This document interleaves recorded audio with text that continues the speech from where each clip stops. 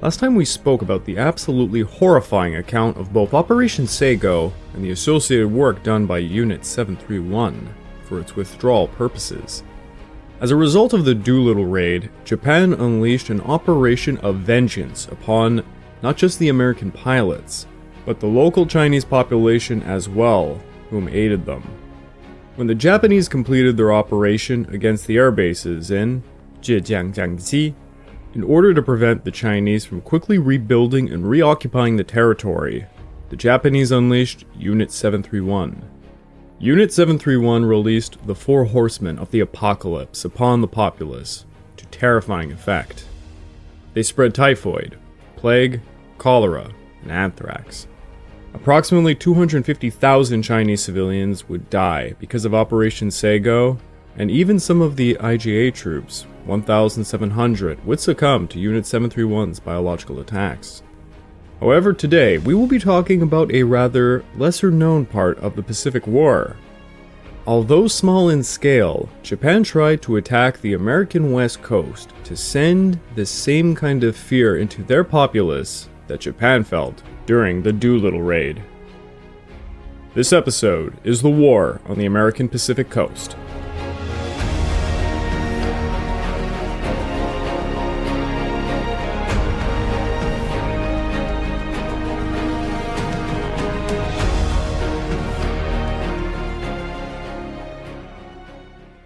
Welcome back to the Pacific War podcast week by week, and I'm your dutiful host, Craig Watson.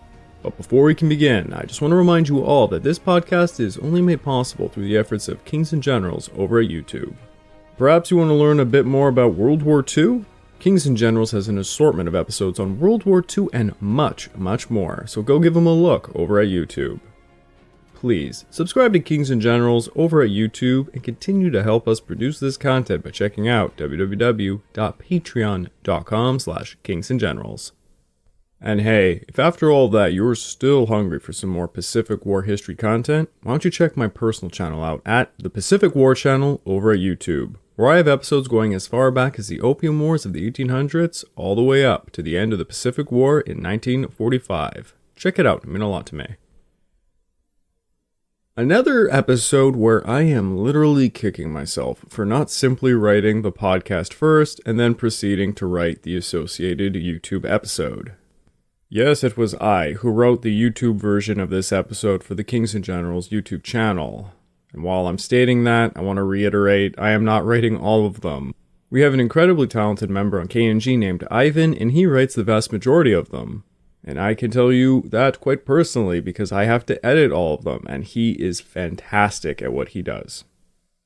Now, to give you some rather silly insight into how I usually write these podcasts.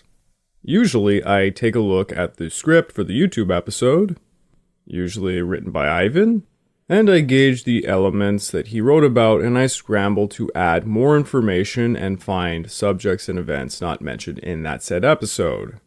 I also try hard to not use the same sources as him so that it comes off differently and gives a different perspective.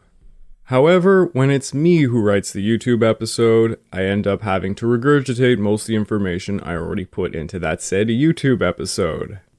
A ton of these episodes were written a very long time ago before this podcast was even a thing, so I had not thought to write the podcast first and then write the YouTube episode later.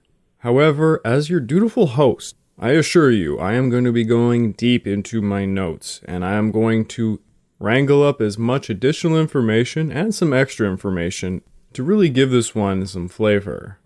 But saying all that, that was your sneak peek into the chaotic writing process. Without further ado.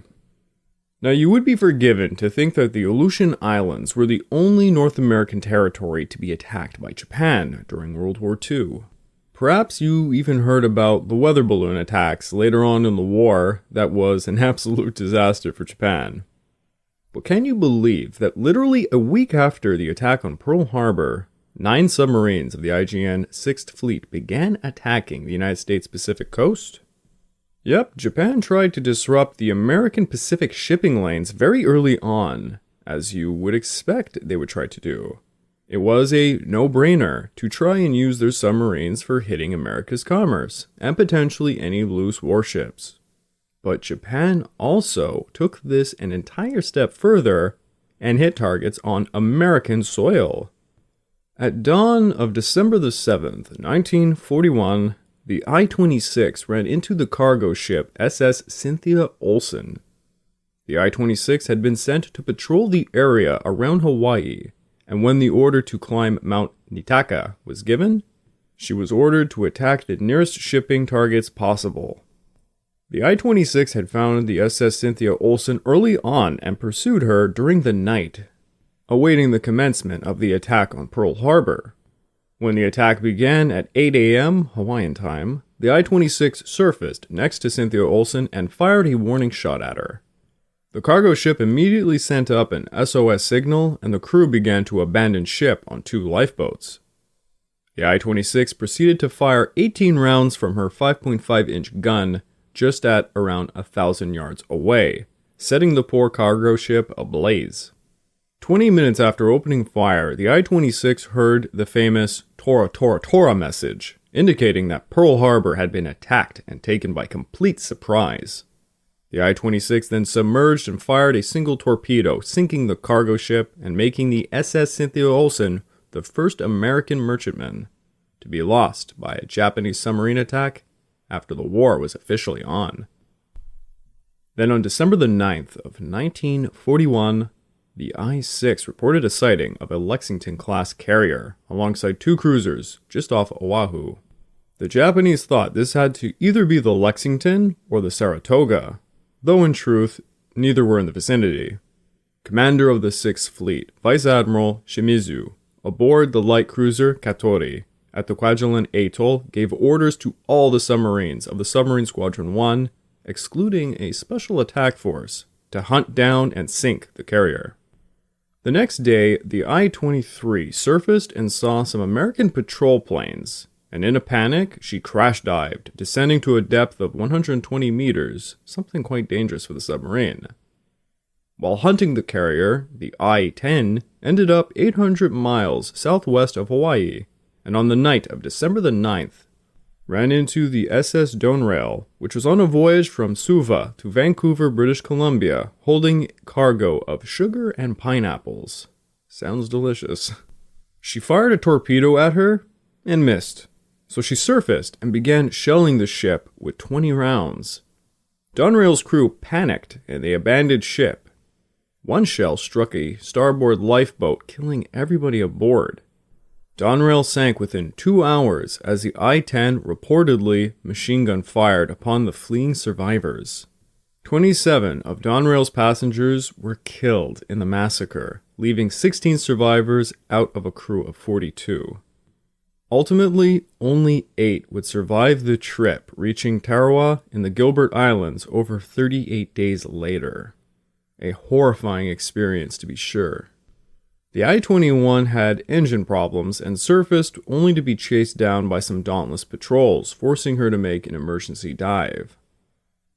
On December the 11th, the I-9 went 800 miles northeast of Oahu and surfaced right next to the unarmed Matson Line steamer, the SS Lahaina, which was returning to Hawaii with a cargo of 745 tons of molasses and 300 tons of scrap iron.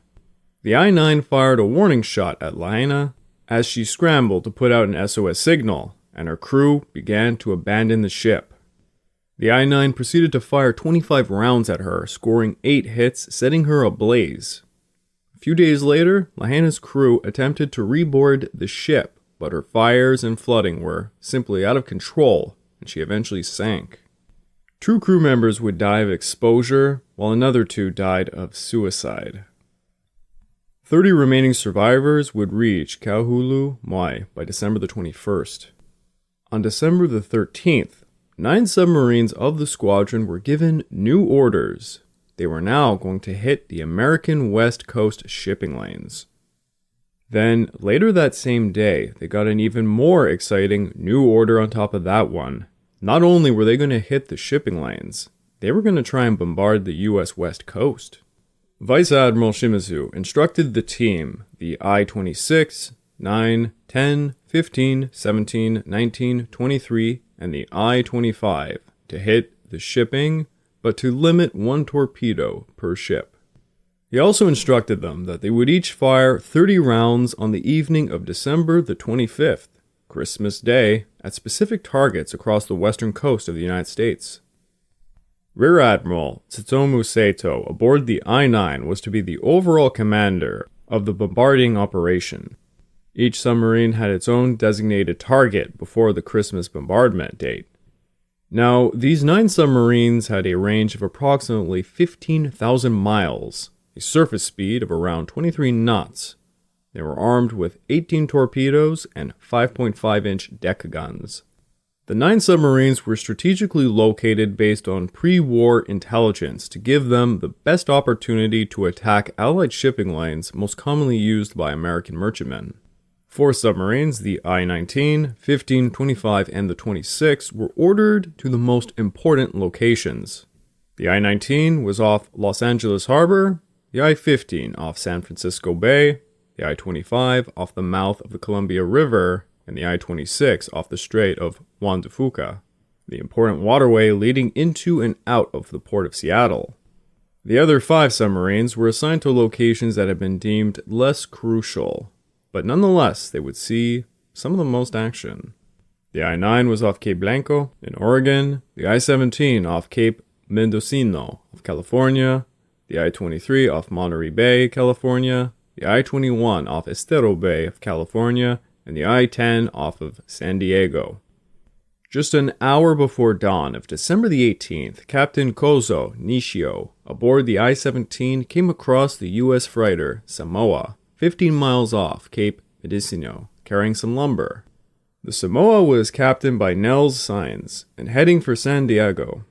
Moments before the Samoa crossed the bow of the I-17, First Mate John Leitonen, who was on watch at the time, spotted a dim light from the approaching enemy submarine, and he yelled to his captain, "A submarine is attacking us!" In the pre-dawn haze, the I-17 had switched her 30-centimeter searchlight on the vessel as Captain Nels Sainz, who had been asleep, was rushed awake and ordered the crew to begin rushing to the lifeboats. Just as the crew were tearing into the canvas covers of the lifeboats, the I-17 began to open fire with her 5.5-inch guns. Captain Sainz would later recall, 5 shots were fired at us. One apparently aimed at our radio antenna, burst in the air above the stern. Fragments fell all over the deck. One of the shells had exploded in mid-air, showering the freighter with fragments. Samoa cranked up to full speed, trying to flee for San Diego, forcing the I-17 to chase her down.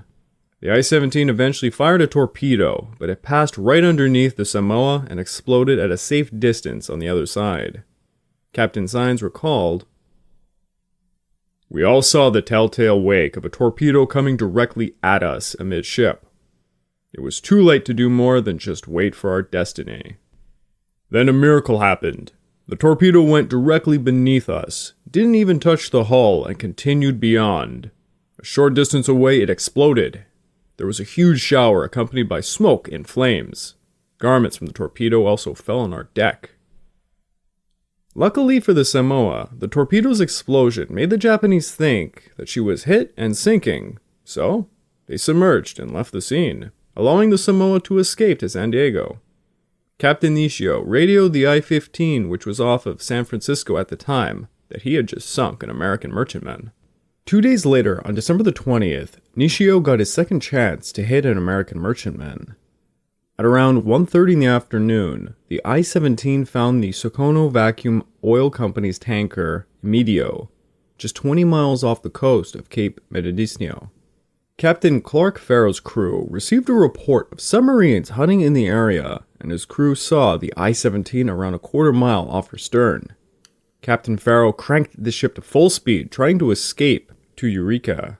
Captain Farrow recalled, "Full speed, and dumped ballast, but we had no chance to escape. We were rapidly overtaken.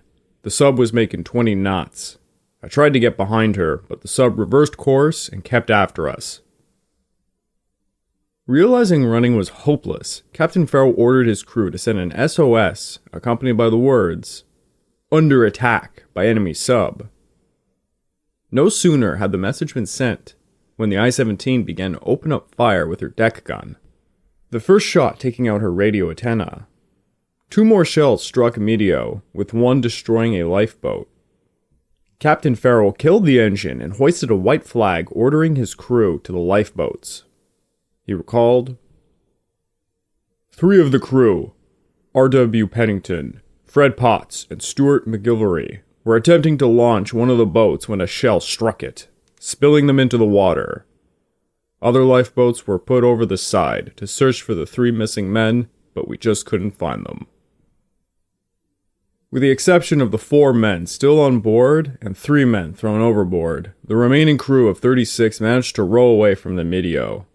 After 10 minutes of rowing, the I-17 made a last shot at Medio before submerging.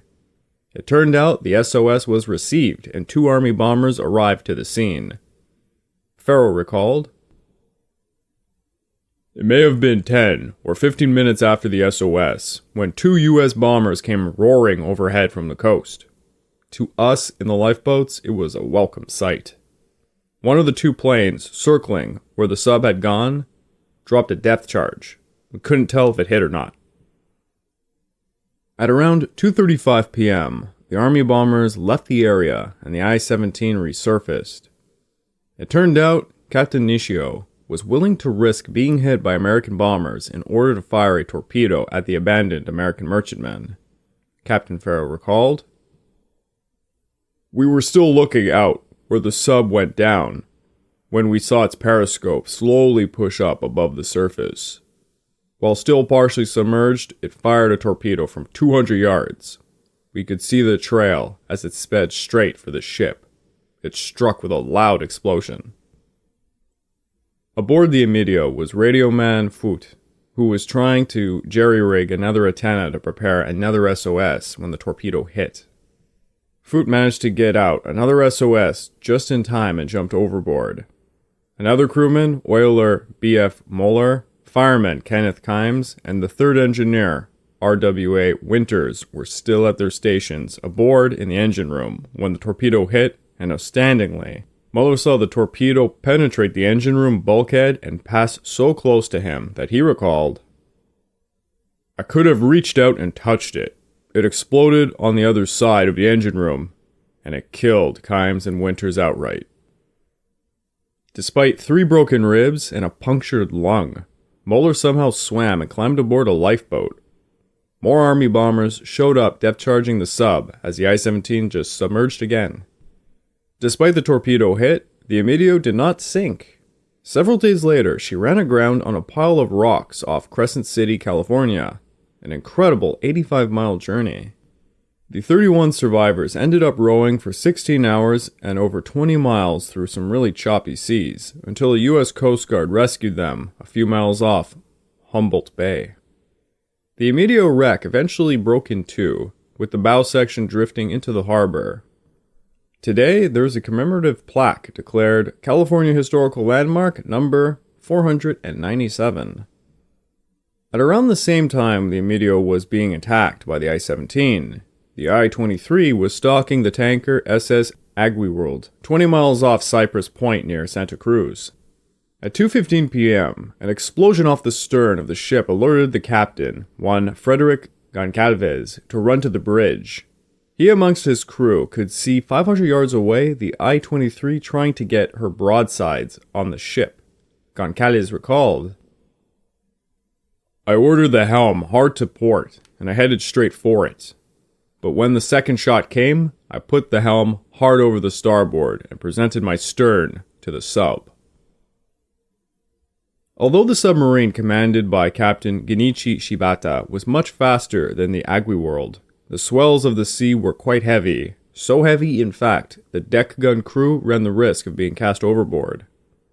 The sub frantically chased the zigzagging tanker, and Goncalves recalled, "The sub didn't chase us into port exactly. We were zigzagging around, maneuvering always to present the smallest possible target. The sub circled and dodged, trying to get broadside of us, but never succeeded. As we neared land and the sub fired the last of its 8 shots, 4 of which splashed water onto the deck, it quickly submerged." In the end, the submarine was unable to outmaneuver her while simultaneously firing. The I-23 fired 8 shells at the tanker, missing each time before she just gave up and submerged. On December the 21st, the I-19 was stalking around an unescorted Allied merchantman, the Norwegian freighter Panama Express. She fired a single torpedo at her, but missed. A chase ensued, to which the crew of the Panama Express state they were fired upon multiple times by 2 submarines, but this might have been an exaggeration.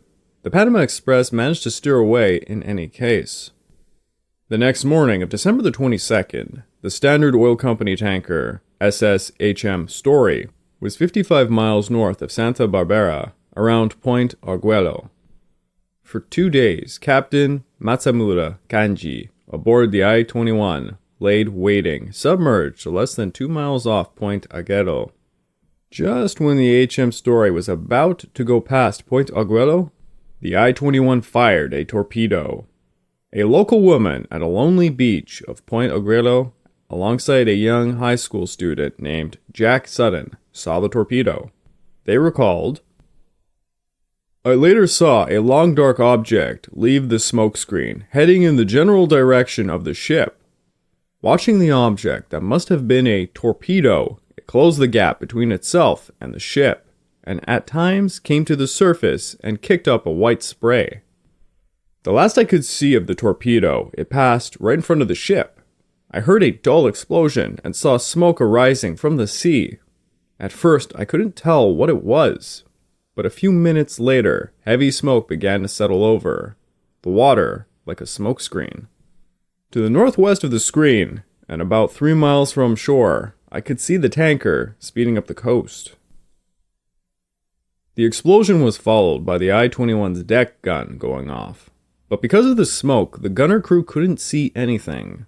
So the submarine submerged and fired 2 more torpedoes, but both missed.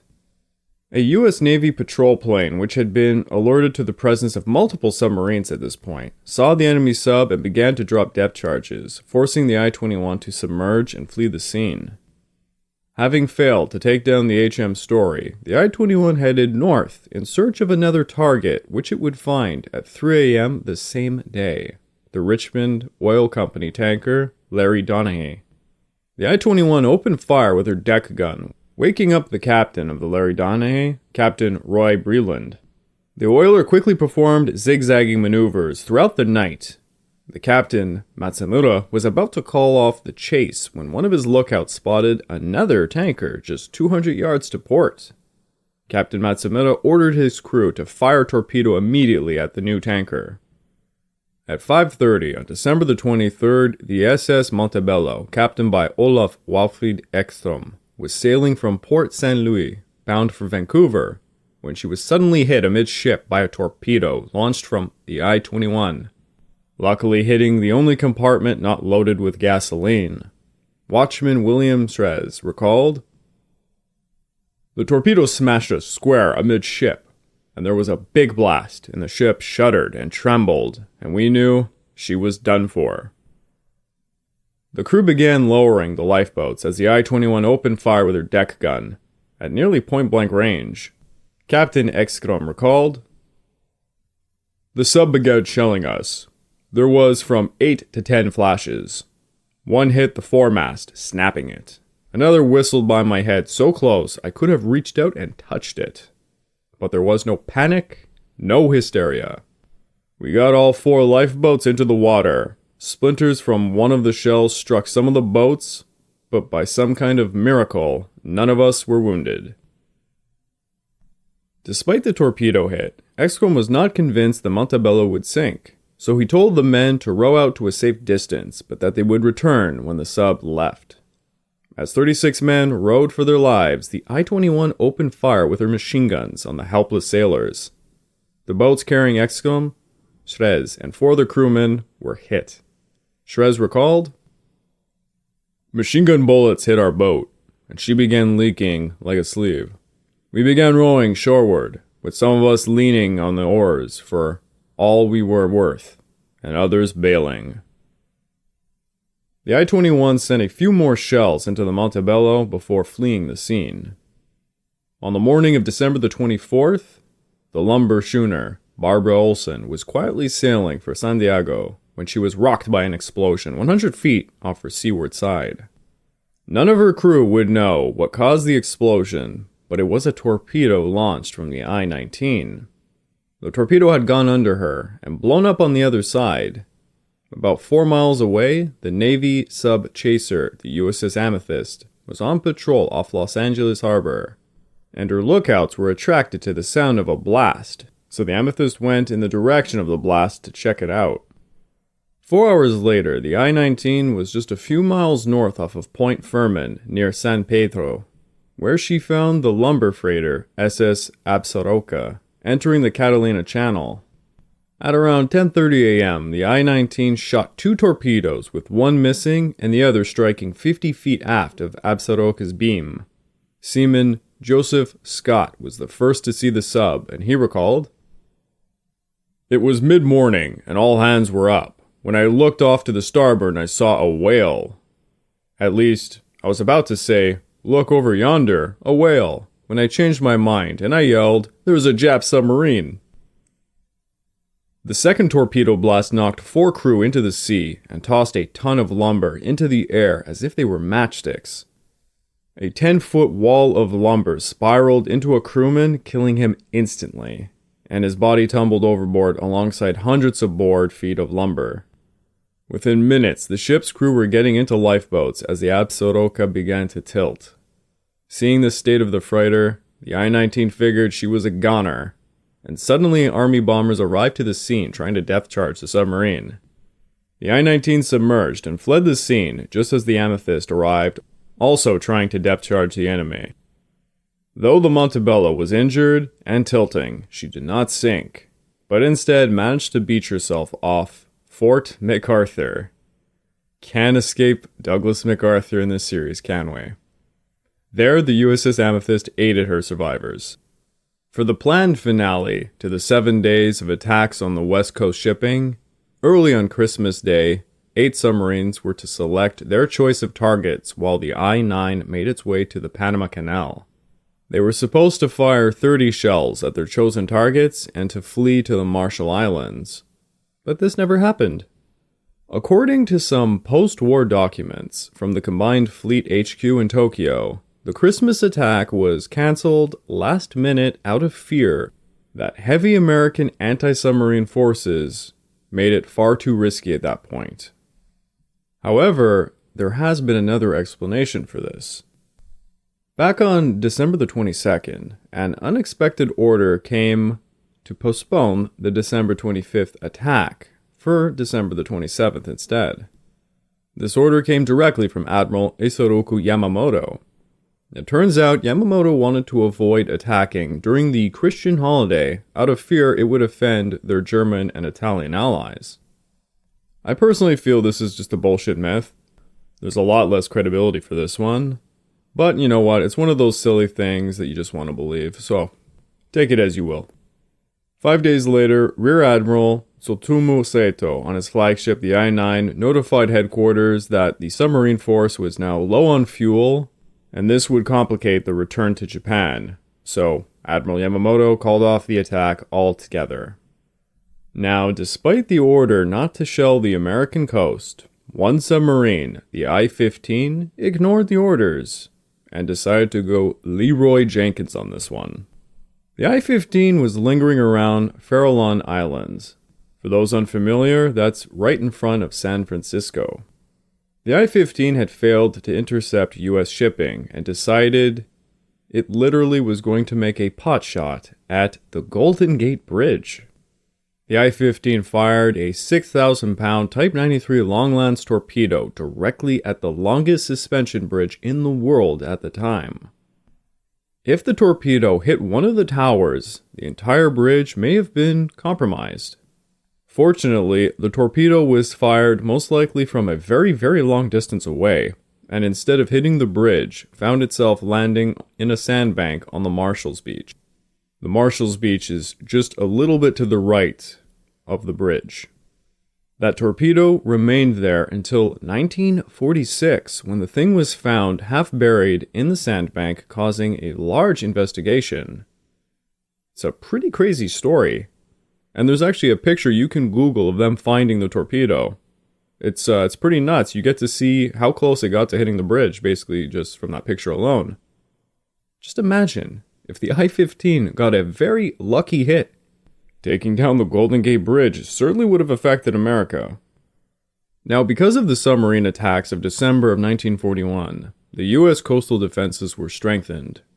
Fort MacArthur installed two 155mm cannons and a machine gun's nest at the end of Redondo Pier, known as Tactical Battery 3. Other batteries were installed at the Pacific Palisades, Playa del Rey, El Segundo, Hyperion, Manhattan Beach, Rocky Point, and Long Point. Now, for a brief amount of time, there was no attacks, but come February, they resumed. At 7 p.m. on February the 23rd of 1942, just as countless Americans were settling in to listen to the President FDR's fireside chat on the radio, the I-17 surfaced near the coast of Elwood. Captain Nishio Kozo chose the Elwood Richfield Oil Company refinery as a target to shell.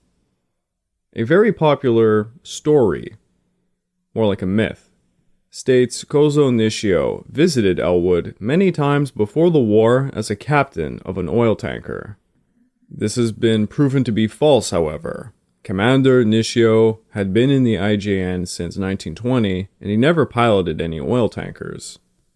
The Elwood oil installations were one of the largest oil fields in California, and unlike San Francisco or Los Angeles, it did not have a major military presence, making it an attractive target. It was defended by two obsolete World War I howitzers. Captain Bernard Hagen of the 143rd Field Artillery, 40th Division, was in charge of the units at Hagen Battery A. There was also a Coast Guard patrol boat, but it was off duty on the 23rd. Nishio ordered his men to commence firing at 7:15 p.m., and their first rounds landed close to one of the storage facilities. Most of the oil workers had gone home for the night, but a few remained on duty and heard the noise. Many of them suspected it was some kind of internal explosion, but one worker spotted the I-17. One oiler named Brown immediately called the police. The I-17 fired its first of what will be 17 rounds, aimed at the Richfield aviation fuel tanks, stored just behind the beach. Most of the shells fell into the water, overshot the target, or landed as duds. It turns out it was so damn dark, the gunners had no idea what they were shooting at. By 7:35, assuming the Americans would be hot on his tail, Captain Nishio fired his last round and made his retreat. The attack did only slight damage to the derrick, pump house, Elwood Pier, and a catwalk, amounting to a few $100s worth of repairs. While this amounted to just about nothing, it still caused immense panic as mainland America had been attacked. Local residents of Elwood jumped into their cars and drove madly inland, trying to escape a potential invasion. Captain Hagen and a master sergeant went to the refinery to defuse the dud rounds when one detonated, sending shrapnel to hit Hagen. Hagen would be America's only assigned service member to receive a Purple Heart from a wound received by enemy attacks on American soil. It's kind of interesting how things work like that, eh? Now, the Elwood attack, alongside the December attacks, caused quite a bit of hysteria on the western coast. Following the Elwood attack on February the 24th, the Office of Naval Intelligence issued a warning that an attack on mainland California could be expected within the next 10 hours. Now, what I'm about to talk about is one of the most hilarious and meme-worthy moments of the Pacific War. Well, for a select group of people who are even aware of this event. You really would be forgiven if you've never heard of this event, because they pretty much covered it up, because it was so embarrassing. If some of you listened to Dan Carlin, one of his relatives, I don't know if it was his grandfather or his father or his uncle, partook in this event, and he told the story quite well. It was actually quite hilarious. I liked it. anyways, carrying on. You really have to put yourself in the shoes of the people at the time to understand how this one goes down. Inexperienced pilots, radarmen, fishermen, whalers, Navy guys were mistaking everything they saw in the coast as Japanese submarines or surface ships. Everyone was, in a panic and they were freaking out. The entire population was in a state of anxiety. People literally thought the Japanese might invade. Which is rather hilarious when you think about the Japanese logistical capabilities during World War II. I mean, come on, they were struggling with the Dutch East Indies here. Well, all of this paranoia really came to hold during a single night on February the 24th of 1942. At around midnight, a report was sent out to anti-aircraft batteries on the heights overlooking Los Angeles that enemy planes had been spotted. Everyone remained calm until 2 a.m. when military radar picked up what they assumed to be enemy contact some 120 miles west of Los Angeles. Air raid sirens began to sound off and a citywide blackout was put into effect. Thousands of air raid wardens rushed to their positions, sweeping the skies with their searchlights. What's that old saying? If you are looking for something, you will eventually find it? At 3:16 a.m., someone saw something in the sky, and soon the 37th Coastal Artillery Brigade began firing their .50 caliber machine guns and their 12.8-pound anti-aircraft batteries right into the air. Soon the entire coastline defense began tossing up lead right into the sky over Santa Monica. The chaos reigned for minutes. Coastal Artillery Corps Colonel John Murphy would later write, "Imagination could have easily disclosed many shapes in the sky in the midst of that weird symphony of noise and color. But cold detachment disclosed no planes of any type in the sky, friendly or enemy." Yet many others made reports they saw aircraft flying in formation, some even dropping bombs and paratroopers. Panicky stuff. There was a single claim that a Japanese aircraft crash-landed in the streets of Hollywood. Coastal Artilleryman Charles Patrick wrote in a letter, "I could barely see the planes, but they were up there all right. I could see 6 planes, and shells were bursting all around them. Naturally, all of us fellows were anxious to get our 2 cents worth in, and when the command came, everybody cheered like a son of a gun." The crazy barrage lasted an hour until an order was given to finally stop. Over 1,400 rounds of anti-aircraft ammunition was fired. American military units soon discovered there were no bombs dropped, nor aircraft shot down. Ironically, the only damage incurred was from the 1,400 anti-aircraft rounds fired directly into the sky. As you might imagine, a lot of these rounds that went straight upwards fell back downwards, and several buildings and vehicles were damaged. One dud careened into a Long Beach golf course. Several residents had their homes destroyed by 3-inch artillery shells, but in the end, no one was seriously injured by the shelling and anti-aircraft rounds. However, on a sad note, 5 civilians did end up dying. 2 from heart attacks, some elderly folk I would imagine, and 3 from car crashes. Those poor people. The event is now infamously known as the Battle of Los Angeles, and it was kept under wraps until 1983, when the U.S. Air Force finally admitted the truth of what had occurred. In the end, it turned out someone saw a runaway weather balloon. Can't make that up. For those of you who are into conspiracies, a lot of people thought it was a UFO at the time, and a lot of the World War II UFO sightings came from this one. On June the 7th, the I-26, after taking part in the opening stages of the Aleutian Islands campaign, began to stalk the SS Coast Trader as it left the Strait of Juan de Fuca.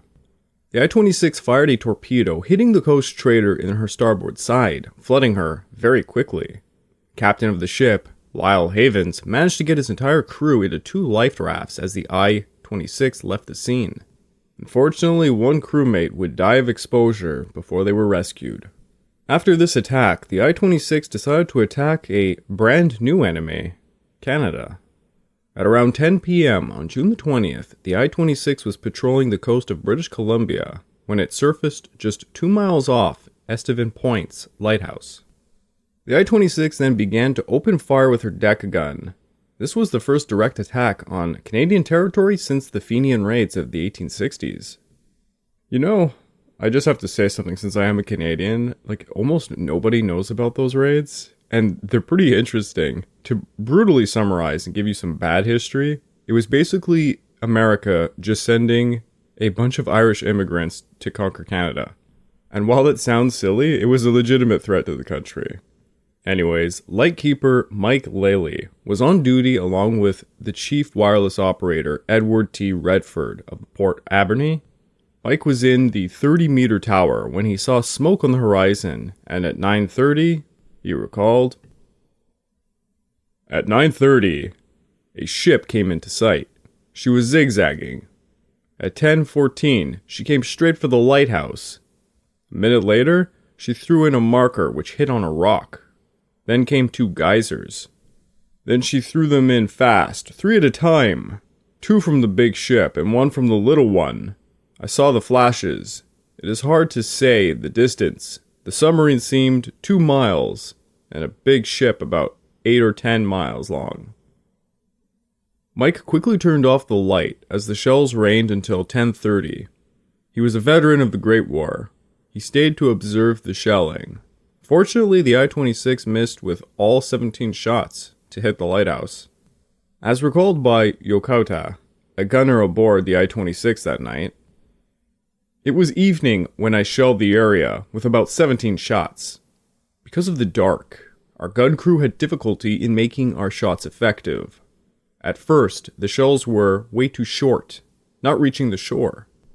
I remember very vividly yelling at the crew, 'Raise the gun! Raise the gun!' to shoot at a higher angle.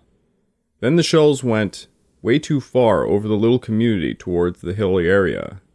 Even out at sea, we could hear the pigs in a farmyard near the lighthouse squealing as the shells exploded."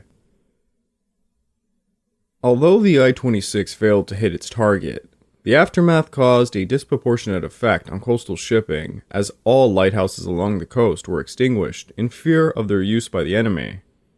Canadian Prime Minister Mackenzie King informed the House of Commons on June the 22nd, "It was the first attack upon Canadian soil that has been made since Confederation. It only goes to bear out what has been said so often, that no one can take too seriously both the immediacy and the extent of the danger with which all parts of the world are confronted, and at this time, our own part in particular." It was a very small and odd story for the Pacific War, to be sure. Near where the Columbia empties into the Pacific Ocean stands Fort Stevens, an American military installation built near the end of the American Civil War. It was named for Washington's first territorial governor and Civil War casualty, Isaac Stevens. It was part of a system of 3 forts protecting the mouth of the river, Fort Stevens on the Oregon side, Fort Canby, and Fort Columbia both being on the Washington side. By 1941, Fort Stevens held 10-inch coastal defense guns, antiques left from World War I, 2 12-inch mortars, and a few 6-inch disappearing guns. The fort was manned by the Oregon Army National Guards, the 249th Coastal Artillery Battalion led by one Lieutenant Colonel Lifton M. Irwin, and the 18th Coastal Artillery. On June the 21st, just before midnight, the I-25, captained by Meiji Tagami, had been following some fishing boats to avoid minefields in the area, when it surfaced at the mouth of the Columbia River, and at around 11:30 p.m. began to fire 17 rounds from its deck gun in the direction of Fort Stevens. Almost instantly, from various batteries and multiple tents came men tumbling out into the darkness, many wearing their underwear, but ready to repel the enemy. Within minutes, the gun battery teams and searchlight operators were ready for battle. Tagami expected immediate return fire, so he ordered his gun crews to fire as quickly as possible without bothering to aim properly. Lieutenant Colonel Irwin was away that night. The man in charge was Colonel Donnie, and he refused to allow the men to open fire. For the next 30 minutes, as the sub fired on the shore with its deck gun, the men begged Donnie to let them unleash hell.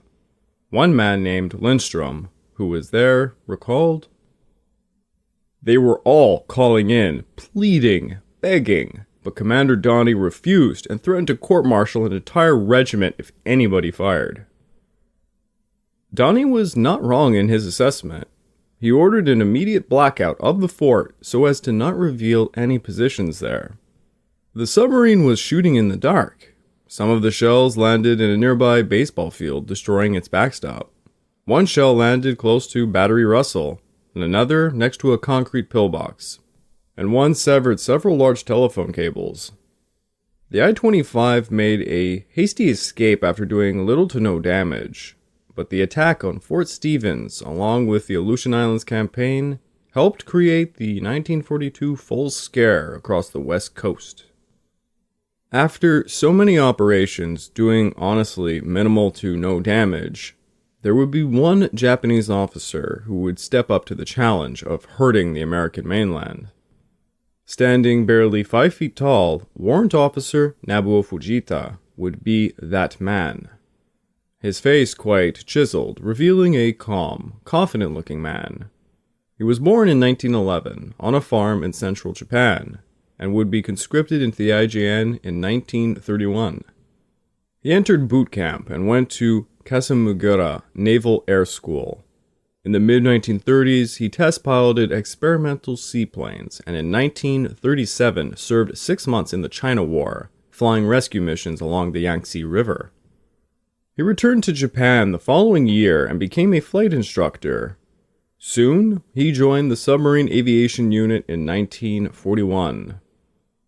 Before departing for deployment, his father entrusted him with the family's precious heirloom, a centuries-old katana. Fujita's launch platform was the submarine I-25, one of the 29 Type B submarines designed to carry small reconnaissance planes. The thinking behind the design was that these submarines could launch reconnaissance planes to extend the submarine's scouting range by hundreds of miles. Other nations had conducted similar experiments before World War II, but the IJN would be the only major power to really deploy them. The Type B submarines were impressive, superior in many ways to the American Gato class, the standard U.S. submarine at the beginning of World War II. They were 356 by 45 feet, weighing 1,100 tons, and had a range of 14,000 miles with a top speed of 23.5 knots. Their reconnaissance plane was the Yokosuka E-14Y Glenn floatplane, the Type 0 model. This particular model was capable of being stored and launched from submarines to perform reconnaissance and small-scale bombing operations. The Glenn had folding wings and was transported in a watertight capsule carried in sections inside a streamlined steel hangar just ahead of the submarine's conning tower. A 7-man aircrew could assemble its 12 components in around 15 minutes and launch it from a compressed air catapult on the foredeck. A very impressive feat of ingenuity for its day. During the attack on Pearl Harbor, the I-25 was stationed 140 miles northeast of Oahu, with some other submarines looking out for any American ships trying to escape the chaos at Pearl Harbor. At this time, Fujita was relegated to stand regular watches in the I-25's control room, a duty he found to be a complete waste of his valuable flying skill. Now, a week later, a much more exciting assignment came up for the 9 submarines to take up positions off the American west coast. It was during this time period where Fujita conceived an idea. He reckoned that instead of just scouting, the submarine seaplanes could carry bombs and hit Allied shipping, specifically the Panama Canal locks, or perhaps aircraft facilities along the American west coast. He shared this idea with executive officers who encouraged him to send it to the IJN High Command. Fujita recalled, "I laughed. Who would listen to a mere farm boy?" Regardless of him being a mere farm boy, he wrote it up and an officer promised to forward it to the HQ. Fast forward a bit in time, and Fujita got some new exciting missions. He was going to do reconnaissance over Australia and New Zealand to determine the shipping there. Oh yes, a callback to our episode on the disastrous attack on Sydney Harbour. Fujita was one of the same pilots who did a survey of Sydney. Then in June, as part of Operation MI, Fujita was tasked with scouting the military facilities at Dutch Harbor for the Aleutian Islands campaign. Now, when he returned to Japan in mid-July to see his wife and son, as he was landing home, he was grabbed almost immediately and told to report to the Naval HQ. He thought he might be in some really big trouble, he recalled. "I was quite scared. I was very nervous."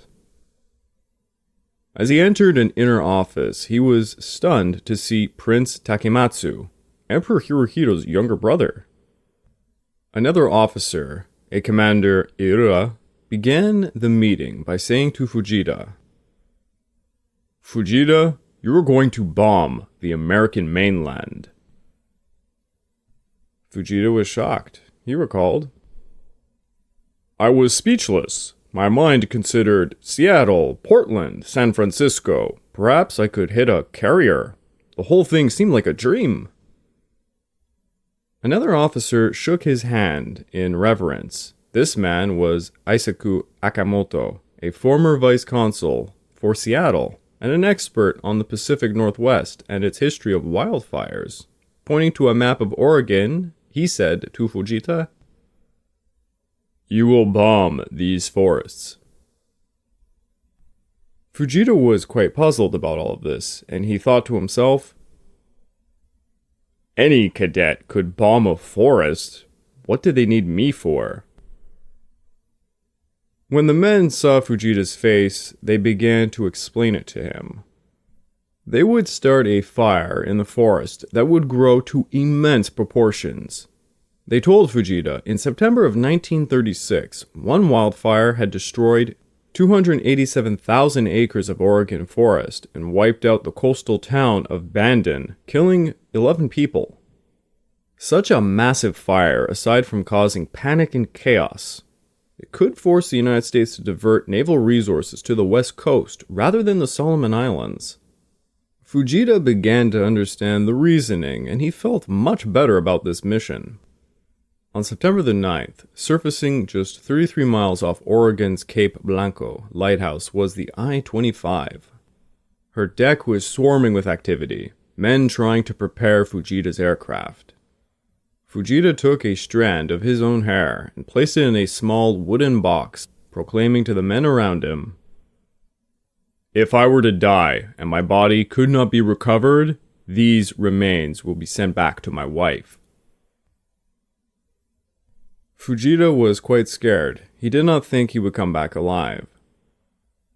So Fujita and his bombardier, Petty Officer Shoji Akuda, propelled off the I-25 carrying two 168-pound incendiary bombs. Fujita steered the aircraft towards the mountain ranges, recalling, "I thought how beautiful the sunrise was as it gradually climbed above the ridge of the mountains." Fujita soon was flying over the lumbering town of Brooking, near Mount Emily, which stood 2,925 feet tall. As he approached her summit, he turned southeast, and when he was around 3 miles inland, he got to a height of 500 feet and ordered Akuda to drop the first incendiary bomb in the forest. Fujita recalled, "We watched carefully. Moments later, we saw the scattering of flickering fires. It gave me great satisfaction to get some revenge for the bombing of my homeland by Doolittle's raiders." So, you see, a lot of the Japanese had the Doolittle raid on their head. Then Fujita and his comrade dropped a second bomb as they turned around to get back to the submarine. Around just past noon, Howard Raz Gardner, a Forest Service fire lookout, was watching over the forest from a tower on Mount Emily's Peak when he saw some white smoke. He alerted HQ by radio, but then saw a plane circling about. Gardner traveled for 3 hours through the forest to the smoke, a site at Wheeler Ridge. Upon arrival, he was amazed to see it was not just a single fire, but dozens, all burned quite brightly. Right away, he began to use his shovel and axe to clear brush as other fire team members arrived to the scene. One of the men noticed a crater, and they all realized a bomb had been dropped. The workers found metal fragments over a 50-foot radius. One firefighter said, "By God, there's enough stuff here to have set the whole of Curry County on fire."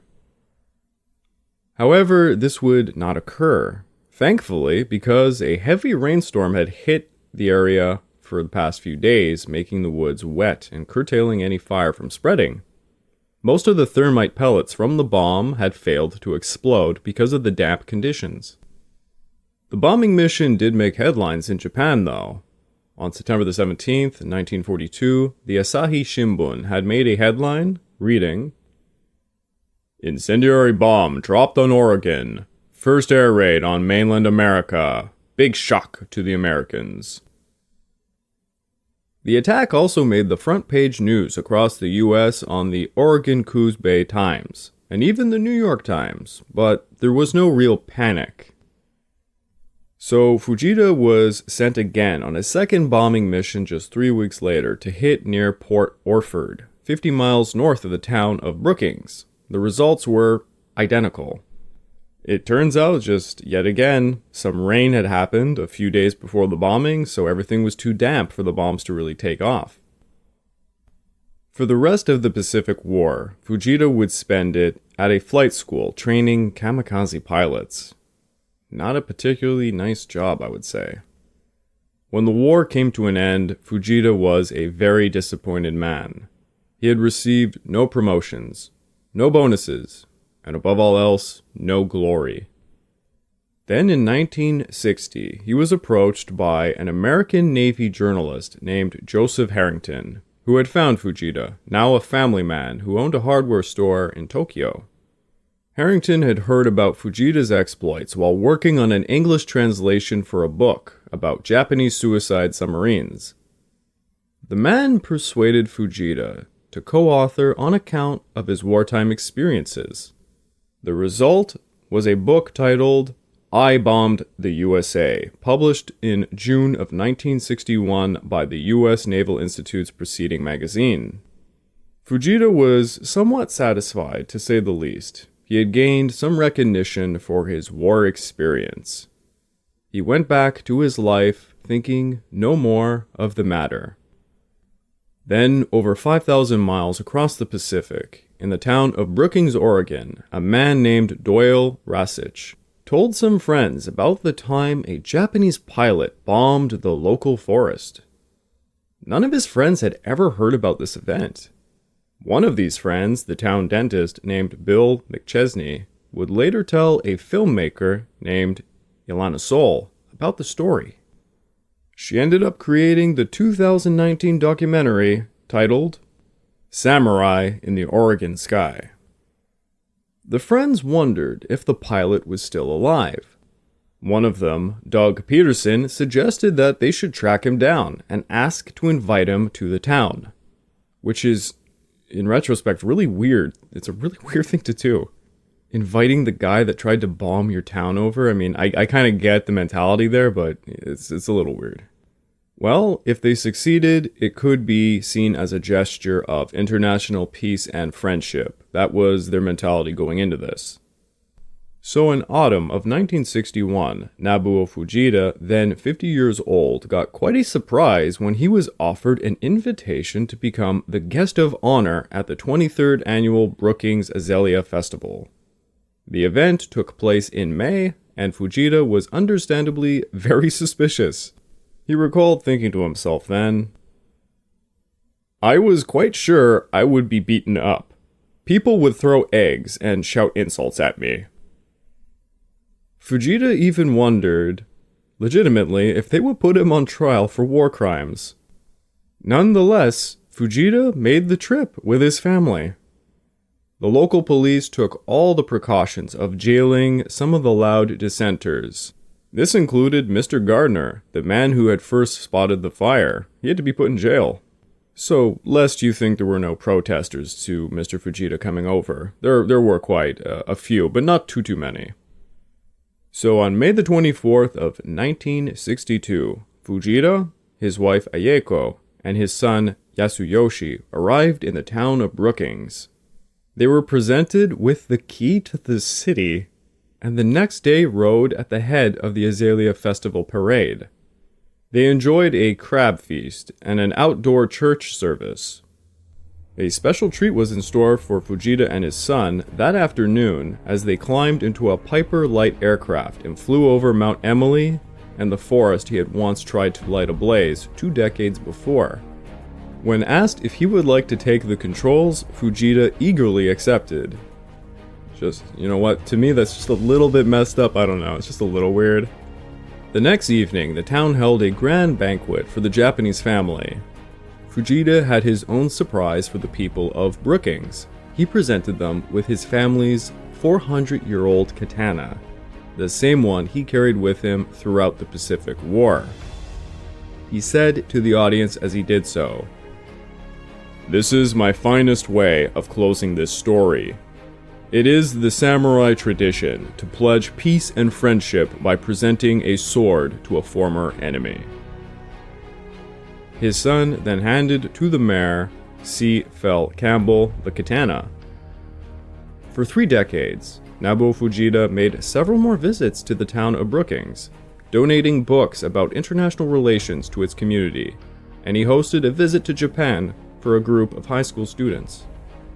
1 week before his death, in September of 1997, Fujita was made an honorary citizen of the town of Brookings.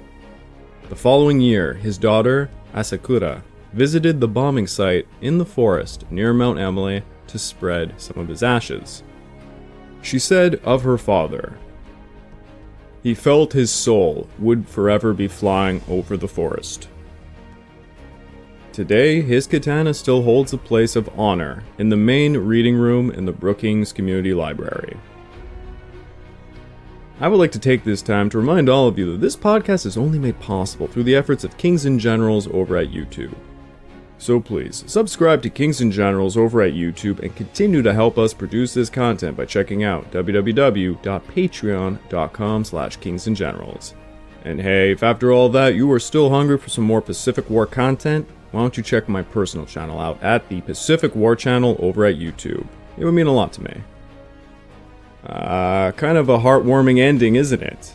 You don't get too many of those in the Pacific War, to be sure. The Japanese attacks on the American West Coast were, quite frankly, insignificant, merely done to cause terror, and in many ways, they accomplished just that. Just ask the people of Los Angeles in 1942. The American home front could breathe easier, but the horrors of war would still rage in the Asia Pacific.